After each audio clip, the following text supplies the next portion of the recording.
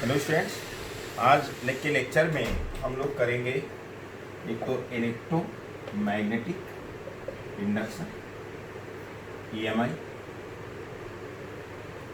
और इसके बाद मोशनल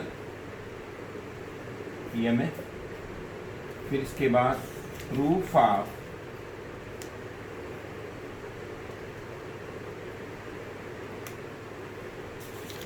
फैराडेज लॉस, ये करना है proof of Faraday's second law.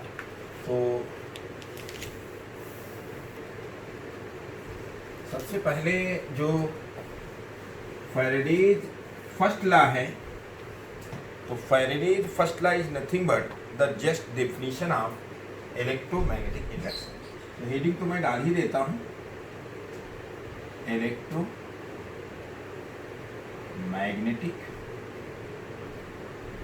Induction.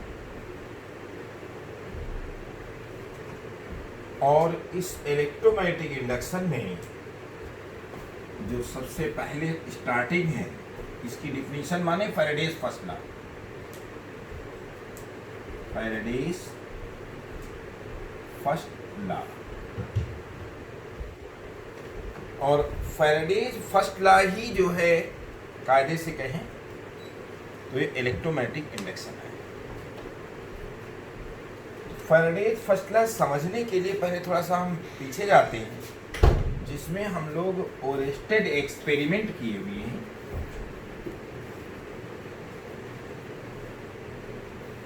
और ओरेस्टेड एक्सपेरिमेंट में हम लोगों ने ये किया हुआ है कि whenever current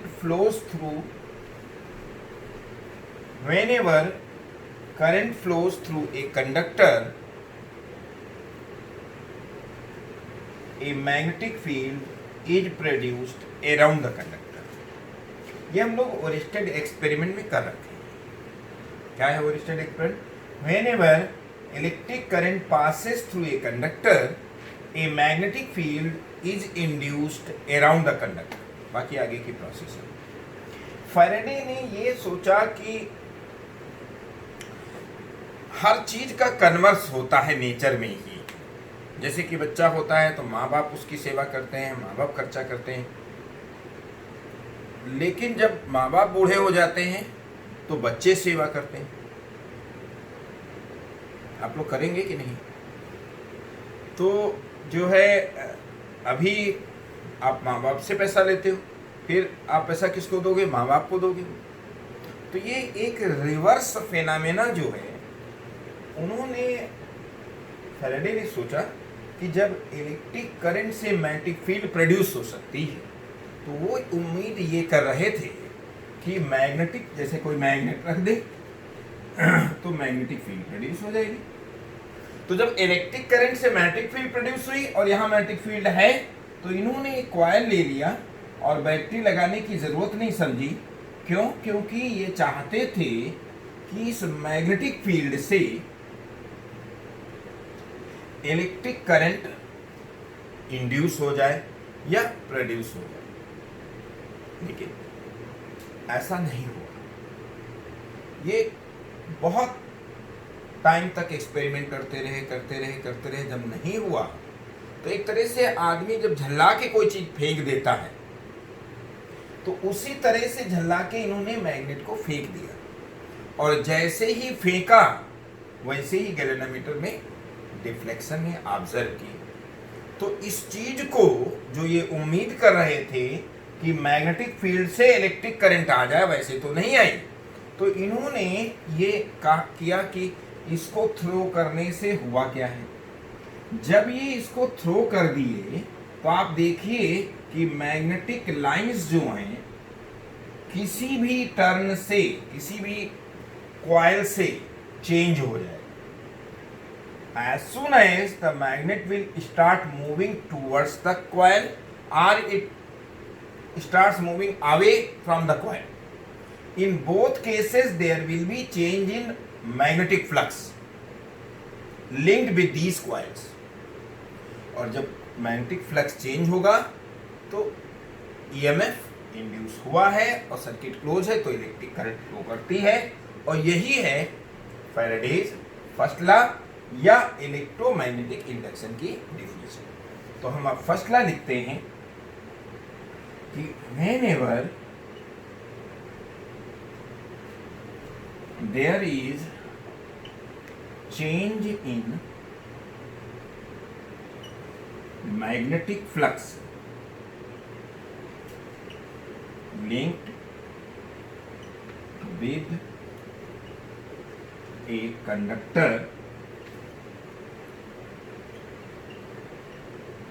an EMF is induced in the conductor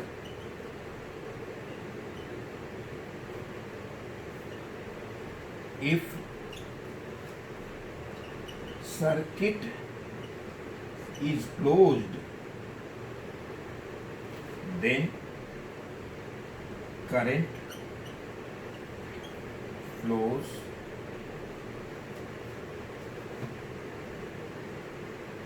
through the circuit। ये है फैराडेज फर्स्ट लॉ, और या आप कह सकते हैं कि इलेक्ट्रोमैग्नेटिक इंडक्शन की डिफिनेशन दी है क्या।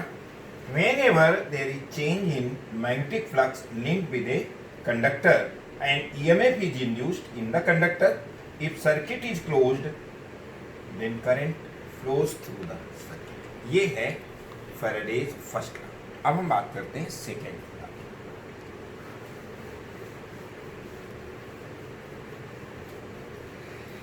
सेकेंड लॉ को अभी बाद में हम लोग प्रूव भी करेंगे। What is Faraday's second law कि rate of change of magnetic flux is directly proportional to the value of induced EMF. जितना ही फ्लक्स ज्यादा, अब हम बात करेंगे फैराडेज सेकेंड लॉ की कि rate of change of magnetic flux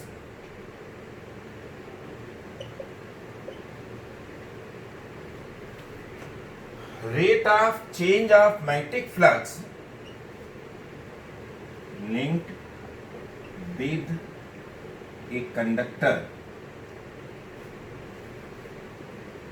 or coil, we can say, is directly proportional to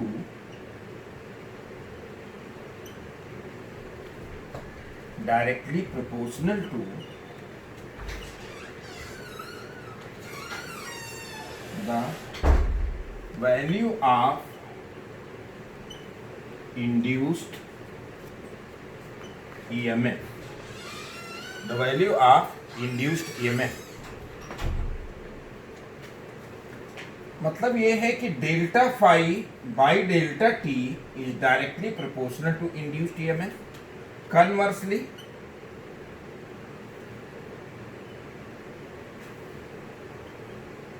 induced EMF is directly proportional to delta phi by delta t, so E will be minus n।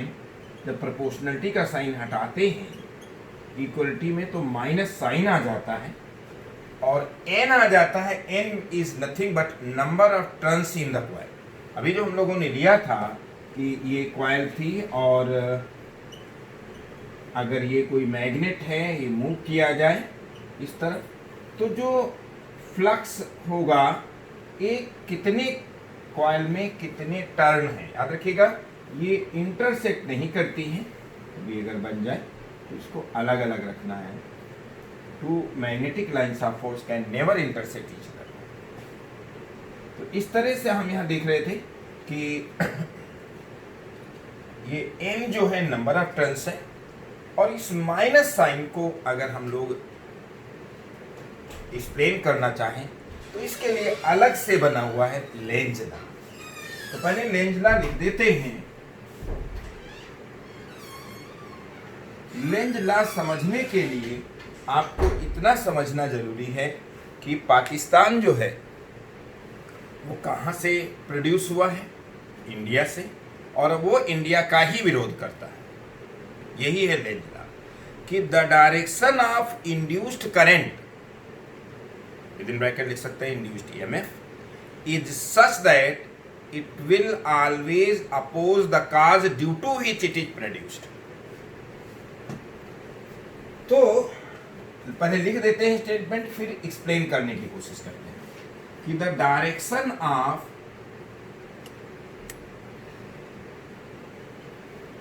induced EMF is directly proportional, क्या direction of induced EMF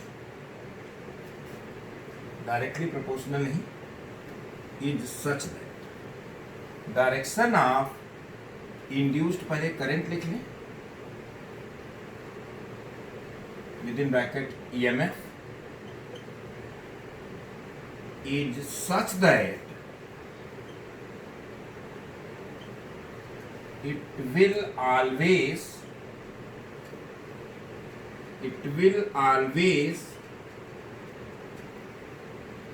oppose the cause due to which it is produced, क्या the direction of induced current, that is induced EMF is such that it will always oppose the cause due to which it is produced। याद रखिएगा कि solenoid भी जो है, solenoid जो है वो मैग्नेट की तरह बिहेव करता है। यानी कोई अगर ये करंट कैरिंग कॉइल है तो याद रखिएगा कि अगर इसमें करंट क्लॉकवाइज है तो ये साउथ पोल बनता है, और अगर करंट जो है एंटी क्लॉकवाइज है तो ये क्या बनता है, नॉर्थ पोल बनता है। तो अगर हम इस मैग्नेट को, if we try to move the magnet towards the coil, then the direction of induced current will be such that the near end of the coil will become north pole, so that it can oppose the movement of the magnet towards the coil। अगर आप इसको move करेंगे तो यहां पर ये क्या बन जाएगा, नॉर्थ पोल बन जाएगा। लेकिन अगर तुरंत ही इसको इस तरफ मूव करें उल्टा, तो इसके अवे जाने को अपोज करेगा इंड्यूस्ड ईएमएफ, इसमें तुरंत गैल्वेनोमीटर में डायरेक्शन बदल जाएगी, साउथ पोल बन जाएगा। तो ये है, this is explained bye Lenz law, और यही इसमें ये माइनस साइन है। ये तो थे Faraday's first law, Faraday's second law, और या आप कह सकते हैं इलेक्ट्रोमैग्नेटिक इंडक्शन की डिफिनीशन। अब हम लोग बात करेंगे motional EMF.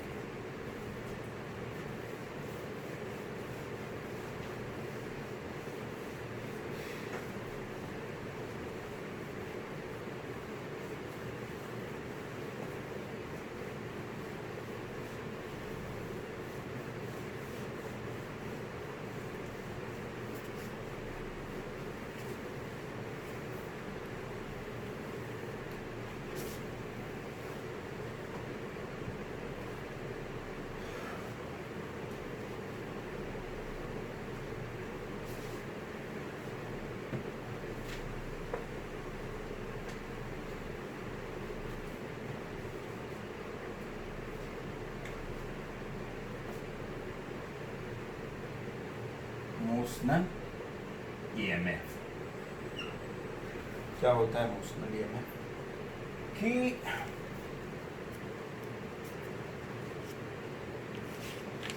if a conductor is moved in a transverse magnetic field,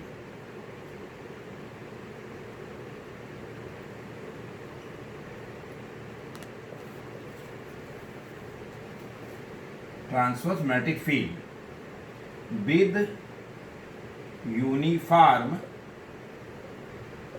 velocity v क्या if a conductor is moved in A transverse uniform magnetic field B with uniform velocity V, then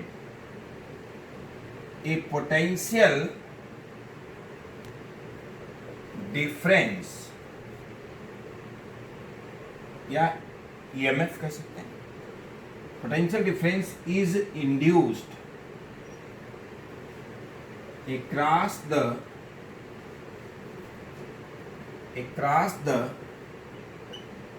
ends of the conductor,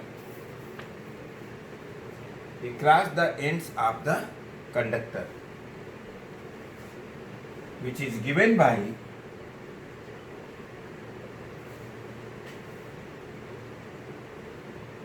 V is equal to BVL, where L is length of the conductor. तो इसमें अगर इसे prove करना चाहें तो आप जरा ध्यान दीजिए कि ये ट्रांसवर्स मैग्नेटिक फील्ड है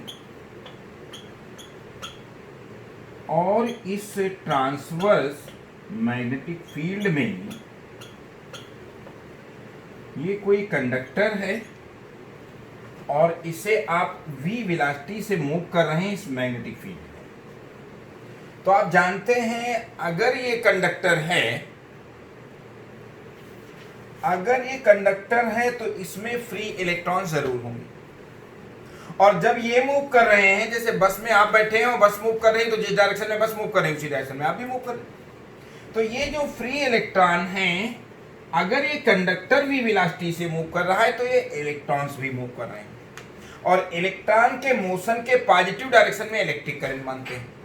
तो अगर हम फ्लेमिंग्स लेफ्ट हैंड रूल लगाएं, this 4 finger magnetic field, current, magnetic force, तो आप ये देखिए vertically downward along the length of the conductor इस पर मैग्नेटिक फोर्स लगेगा, and due to the magnetic force electrons will start accumulating at one end. So at one end there will be excess of electrons and the other end there will be deficiency of electron. Deficiency of electrons means positive charge, excess of electron means negative charge. Means a potential difference will be produced. Means a potential difference will be produced across the ends of the conductor. As soon as this potential difference is produced, an electric field is produced, and in an electric field, further electron, there will be some remaining electrons. When electric field is also produced from positive to negative, this electron will experience, these remaining electrons will experience an electric force, and the electrons will continue to move from this end towards this end until this electric force balances magnetic force. ये electrons तब तक इस तरफ जाते रहेंगे क्योंकि जैसे ही electron गए तो यहाँ नेगेटिव वहाँ पॉजिटिव, पोटेंशियल डिफरेंस प्रोड्यूस हो गया। तो अब नेगेटिव तो इसको रिपेल करेगा और पॉजिटिव अट्रैक्ट करेगा। अब इस पे जो फोर्स, इलेक्ट्रिक फोर्स लगेगा, जो पहुंच गए सो पहुंच गए, बाकी जो पहुंच गए सो पहुंच गए, बाकी जो बचे हैं उन पर इलेक्ट्रिक फोर्स भी लगेगा। और ये इलेक्ट्रॉन का मूवमेंट तब तक चलता रहेगा जब तक कि this electric force is not balanced by magnetic force, तब तक ये मूवमेंट चलता रहेगा। और इलेक्ट्रॉन का चार्ज E होता है, इलेक्ट्रिक फोर्स होता है QE, और ये क्या होता है, इसको QV कहते हैं, और ये क्या होगा QVB sin 90, जो कि ट्रांसवर्स मैग्नेटिक फील्ड है। इलेक्ट्रॉन पर चार्ज होता है E, EVB sin 90 1 हो जाएगा। E को आप V/L लिख सकते हैं, कट जाएगा, this is V into B, तो ये हो जाएगा BV This is known as motional EMF, right?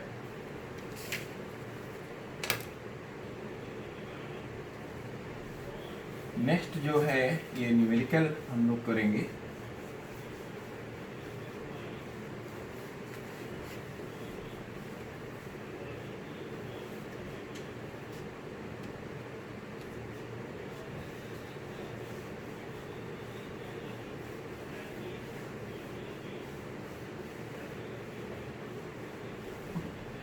देखिए numerical,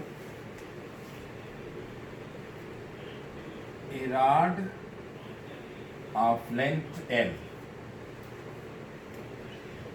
is rotated with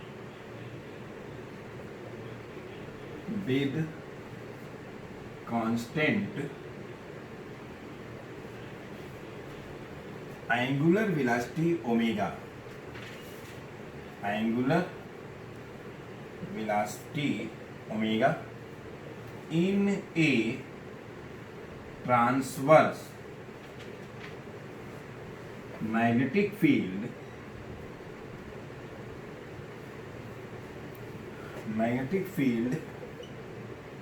B. A rod of length L is rotated with constant angular velocity omega in a transverse magnetic field B about its one end. Find EMF induced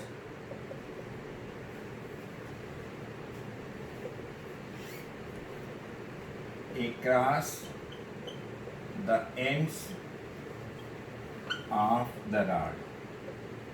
ध्यान देना, ये कोई अगर rod है और ये अपने किसी एक एंड के अबाउट पाइवोटेड है, इसके अबाउट रोटेट कर रही है और with constant angular velocity omega, ये और सारा ये सिस्टम जो है वो कहाँ है, किसी ट्रांसवर्स यूनिफॉर्म मैग्नेटिक फील्ड में ये रोटेट कर रही है। तो अगर ये यूनिफॉर्म ट्रांसवर्स मैग्नेटिक फील्ड में रोटेट कर रही है तो पिछला जो हम लोगों ने केस लिया था जिसमें कि हम लोगों ने मोशनल ईएमएफ निकाला था BVL, तो याद रखिए कि इस केस में यहाँ पर जो जब ये रोटेट कर रहा होगा तो रोटेशन में इस पॉइंट से अगर हम x डिस्टेंस पर कोई सेगमेंट लें, dx सेगमेंट,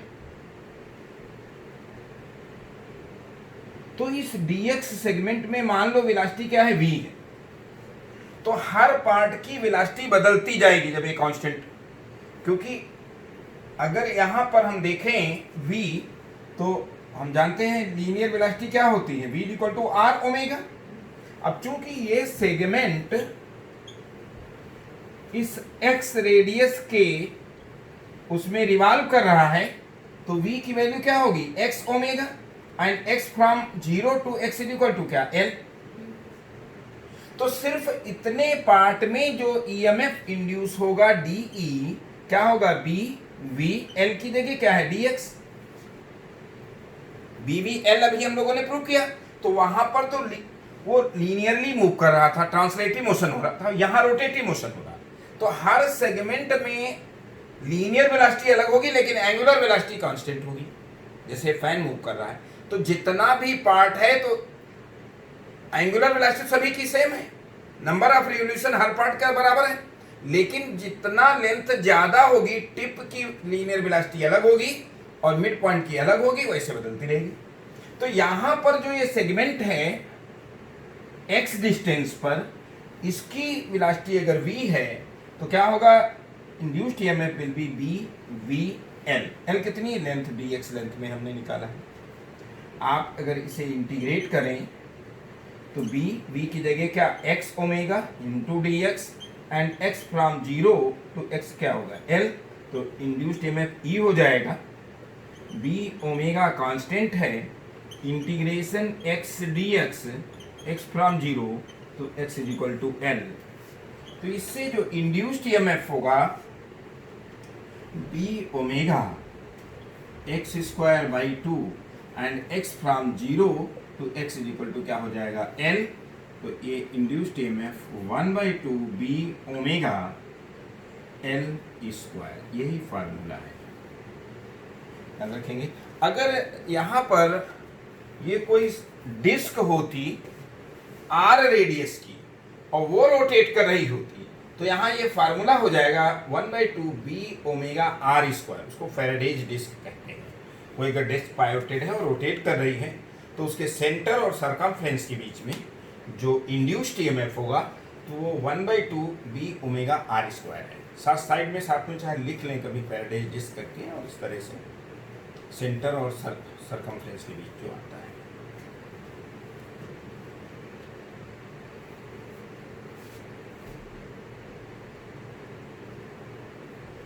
हम लोग अब नेक्स्ट टॉपिक जो करने वाले हैं वो है proof of Faraday's law.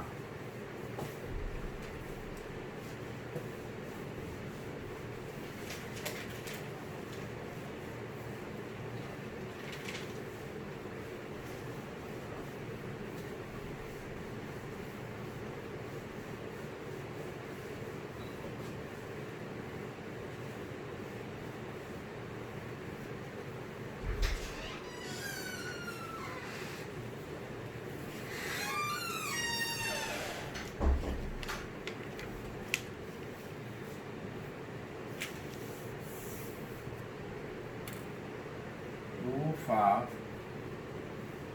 Faraday's second law।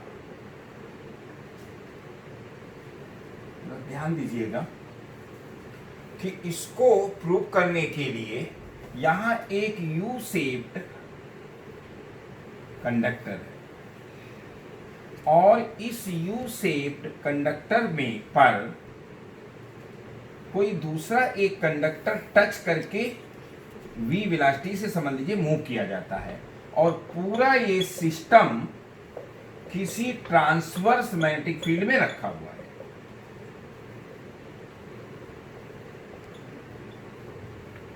किसी ट्रांसवर्स मैग्नेटिक फील्ड में ये सारा सिस्टम रखा हुआ है और इसको जब आप v वेलोसिटी से मूव करेंगे, जरा ध्यान दीजिएगा, तो जब v वेलोसिटी से मूव करेंगे तो पिछली बार की तरह जो ये फ्री इलेक्ट्रॉन्स होंगे उन पर फोर्स लगेगा, मैग्नेटिक फोर्स। इलेक्ट्रॉन के अपोजिट डायरेक्शन में इलेक्ट्रिक करंट और ये मैग्नेटिक फील्ड ट्रांसवर्स है थंब इधर। अब इस मैग्नेटिक फोर्स की वजह से लास्ट आर्टिकल में मोशनल ईएमएफ में यहाँ एक्यूमुलेट हो जाता था, लेकिन आप टच करके मूव कर रहे हैं, ये भी कंडक्टर है तो यहाँ ये इलेक्ट्रॉन के पास पाथ है तो ये मूव करने लगेंगे और जिस तरफ इलेक्ट्रॉन मूव कर रहे हैं आप समझ लीजिए उसके अपोजिट डायरेक्शन में करंट मूव कर रही है। तो कोई भी करंट कैरिंग कंडक्टर पर भी फोर्स हम लोगों ने किया है physical ideal sine theta, theta या 90 है। तो अब आप बताइए इलेक्ट्रॉन इस तरफ इस कंडक्टर में मूव कर रहे हैं तो करंट हो गई अपवर्ड, इसका मतलब इस तरफ ही मैग्नेटिक फोर्स लगेगा F और ये F क्या होगा IBL, क्या होगा IBL। So when a conductor, इस पर क्वेश्चंस काफी आए हैं आईआईटी में, when a conductor is moved with uniform velocity v touching U-shaped conductor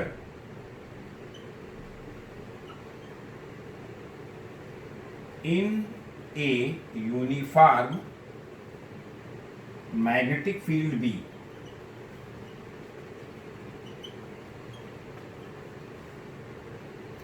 electric current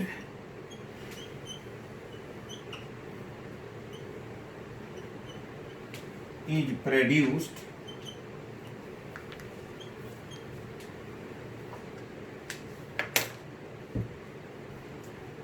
in opposite direction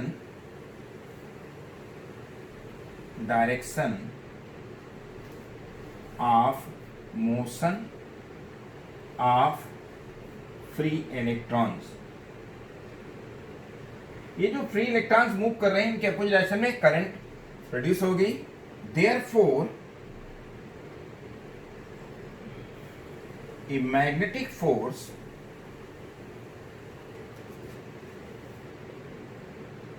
will act on the conductor, on the moving conductor, U-shaped नहीं, on the moving conductor.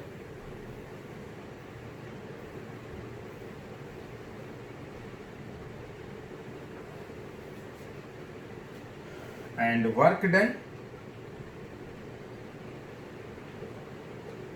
done by it in moving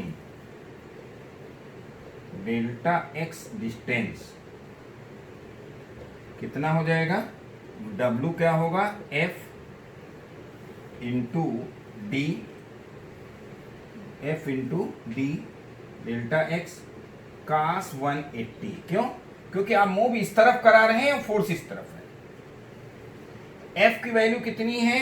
I B L into delta x cos 180 is -1। तो W को आप I को क्या लिख सकते हैं?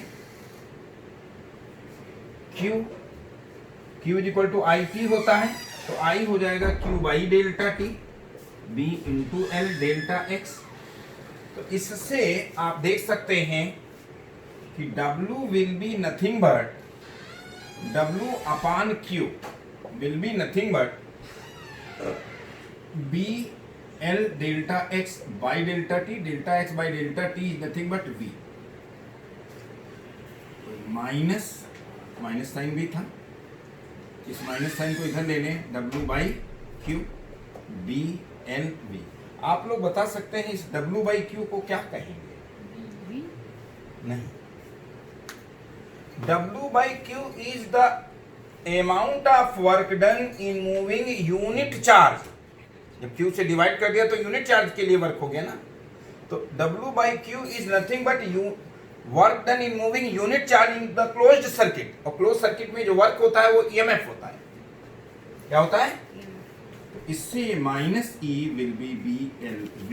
ये फर्स्ट इक्वेशन क्या हो गया?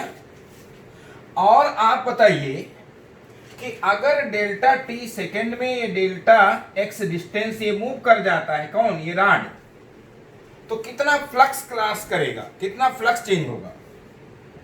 तो flux change, magnetic flux change या चेंज ऑफ मैग्नेटिक फ्लक्स